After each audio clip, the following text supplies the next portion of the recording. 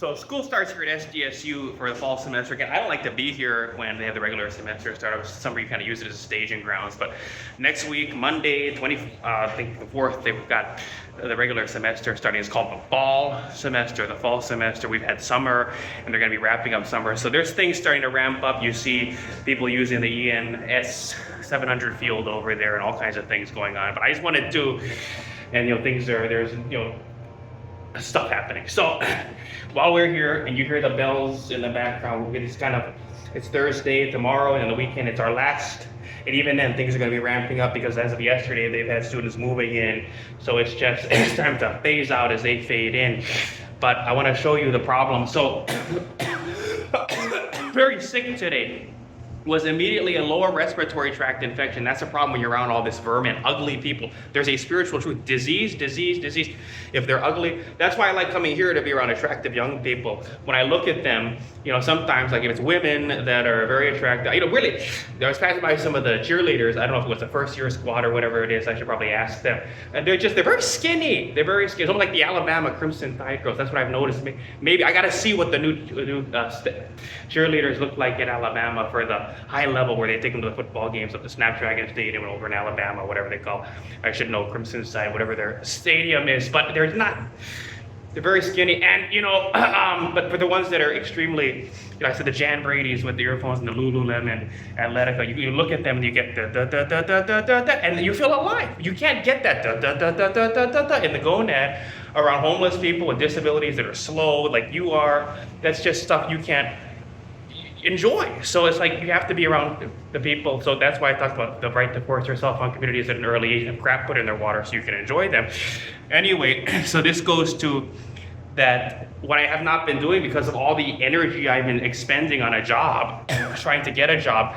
By the time I get into the door, I smell bad. By the time I get into the door, just like if I ever get a date with a woman, if I ever get a job, because my head is so slow and it's born with these inherent debt and challenges, I come with inherent debt. I need more money than everybody else. I need to be paid more than everybody else. I need to own more property than everybody else, have more income than everybody else because I have problems to begin with. So that's my debt. That's something society has to bear the burden of. I therefore have to own apartment buildings. I therefore have to own, strip malls with 10 plus units with great return on investment, great NOI, so that I've got high CFEDs because that's the debt of my head. It moves so slowly. I have to pay 1, 2, 3, 4, 5 people with 10 hands to do all this work for me so I can still enjoy and be exempt because I have a lot of money from the prerequisites or having to prove myself eugenically worthy of putting my penis in these women, or else I'm getting sick from having to be around my own disability and ugliness in the homeless shelter that we're concentrated in. And someone's gonna say, well, that's so unconscionable. That just means you have to take medication. No, that's inhumane. Read my book, Come Back of the Century. It proves how inhumane medication is. That this medication is always going to be this way. It's going to make your penis the size of a pencil eraser if you give it to someone before puberty. This was a failed experiment. They said, these people are going to succeed at impregnating eugenic women and bringing down the quality of their DNA, but you have to let us, because look what it does to our health. It made me 200 pounds overweight. You have to let us do this to these women. So the medication makes you weak. When I was in jail for 2.5 years, I started to realize something. If you punch the wall, and I'm not a very good boxer. I should probably go ahead and Google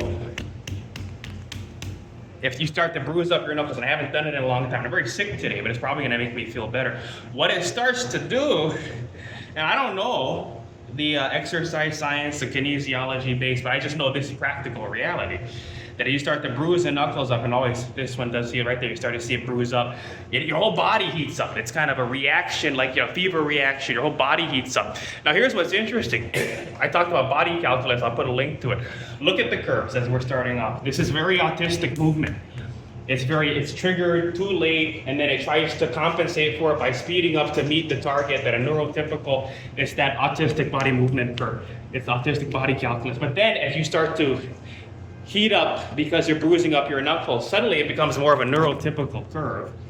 A body movement is not autistic, you see.